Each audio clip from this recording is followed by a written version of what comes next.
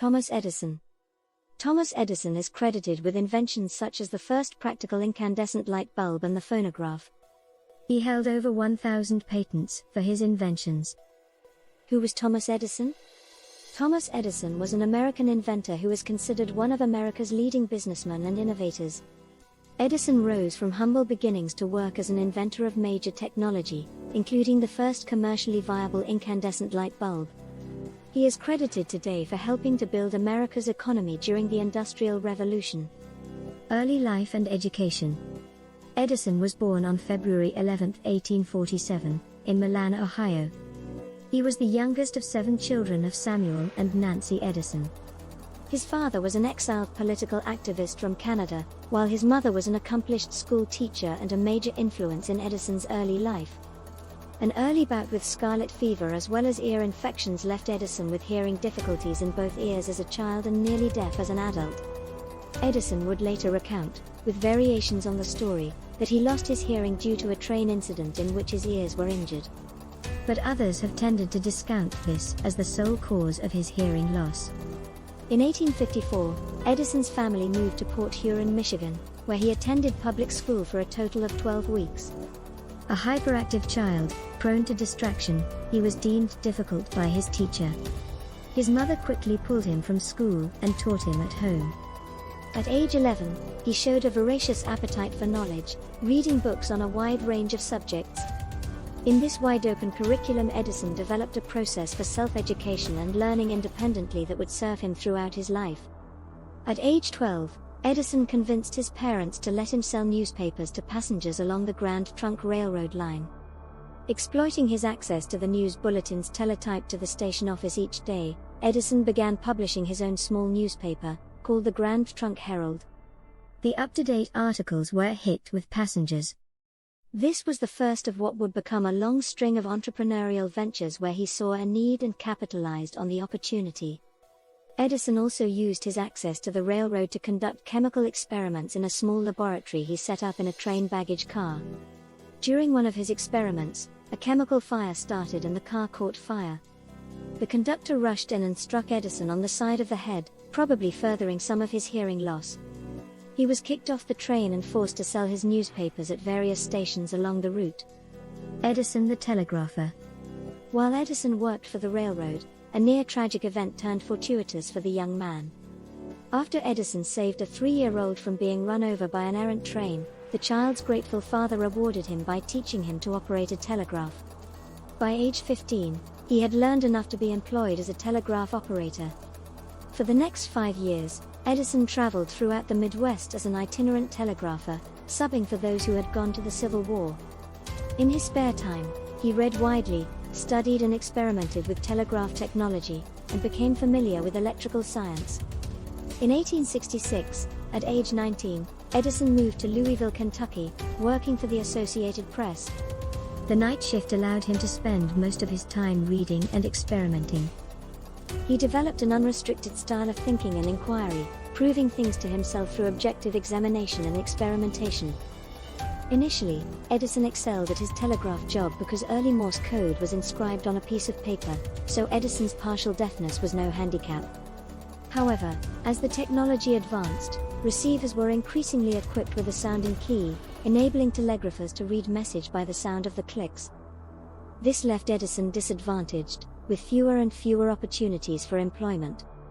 In 1868, Edison returned home to find his beloved mother was falling into mental illness and his father was out of work. The family was almost destitute. Edison realized he needed to take control of his future. Upon the suggestion of a friend, he ventured to Boston, landing a job for the Western Union Company. At the time, Boston was America's center for science and culture, and Edison reveled in it. In his spare time, he designed and patented an electronic voting recorder for quickly tallying votes in the legislature. However, Massachusetts lawmakers were not interested. As they explained, most legislators didn't want votes tallied quickly. They wanted time to change the minds of fellow legislators. Children. In 1871, Edison married 16-year-old Mary Stilwell, who was an employee at one of his businesses. During their 13-year marriage, they had 3 children, Marion, Thomas, and William, who himself became an inventor. In 1884, Mary died at the age of 29 of a suspected brain tumor. 2 years later, Edison married Mina Miller, 19 years his junior. Thomas Edison, Inventions. In 1869, at 22 years old, Edison moved to New York City and developed his first invention, an improved stock ticker called the Universal Stock Printer, which synchronized several stock tickers' transactions. The Golden Stock Telegraph Company was so impressed, they paid him $40,000 for the rights. With this success, he quit his work as a telegrapher to devote himself full-time to inventing. By the early 1870s, Edison had acquired a reputation as a first-rate inventor. In 1870, he set up his first small laboratory and manufacturing facility in Newark, New Jersey, and employed several machinists. As an independent entrepreneur, Edison formed numerous partnerships and developed products for the highest bidder. Often that was Western Union Telegraph Company, the industry leader, but just as often, it was one of Western Union's rivals. Quadruplex telegraph. In one such instance, Edison devised for Western Union the quadruplex telegraph, capable of transmitting 2 signals in 2 different directions on the same wire, but railroad tycoon Jay Gould snatched the invention from Western Union, paying Edison more than $100,000 in cash, bonds and stock, and generating years of litigation. In 1876, Edison moved his expanding operations to Menlo Park, New Jersey, and built an independent industrial research facility incorporating machine shops and laboratories. That same year, Western Union encouraged him to develop a communication device to compete with Alexander Graham Bell's telephone. He never did. Thomas Edison listening to a phonograph through a primitive headphone. Phonograph. In December 1877, Edison developed a method for recording sound, the phonograph. His innovation relied upon tin-coated cylinders with 2 needles, one for recording sound, and another for playback. His first words spoken into the phonograph's mouthpiece were, "Mary had a little lamb." Though not commercially viable for another decade, the phonograph brought him worldwide fame, especially when the device was used by the U.S. Army to bring music to the troops overseas during World War I. Light bulb. While Edison was not the inventor of the first light bulb, he came up with the technology that helped bring it to the masses. Edison was driven to perfect a commercially practical, efficient incandescent light bulb following English inventor Humphrey Davy's invention of the first early electric arc lamp in the early 1800s. Over the decades following Davy's creation, scientists such as Warren de la Rue, Joseph Wilson Swan, Henry Woodward and Matthew Evans had worked to perfect electric light bulbs or tubes using a vacuum but were unsuccessful in their attempts. After buying Woodward and Evans' patent and making improvements in his design, Edison was granted a patent for his own improved light bulb in 1879. He began to manufacture and market it for widespread use.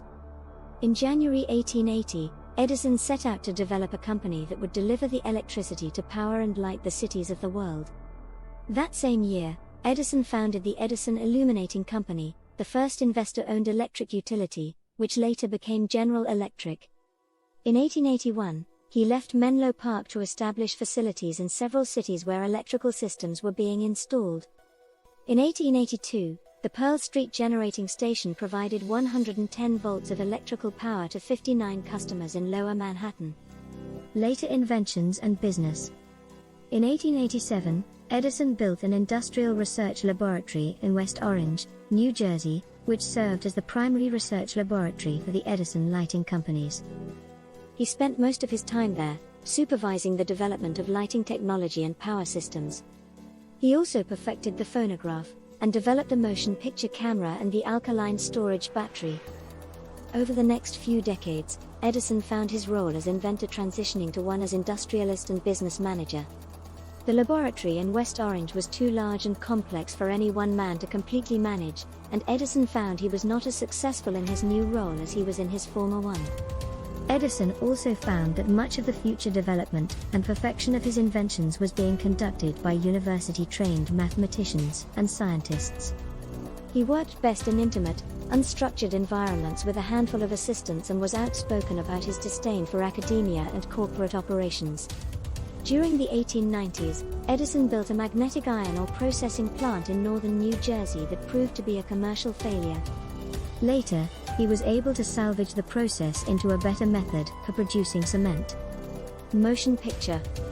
On April 23, 1896, Edison became the first person to project a motion picture, holding the world's first motion picture screening at Costa and Bial's Music Hall in New York City.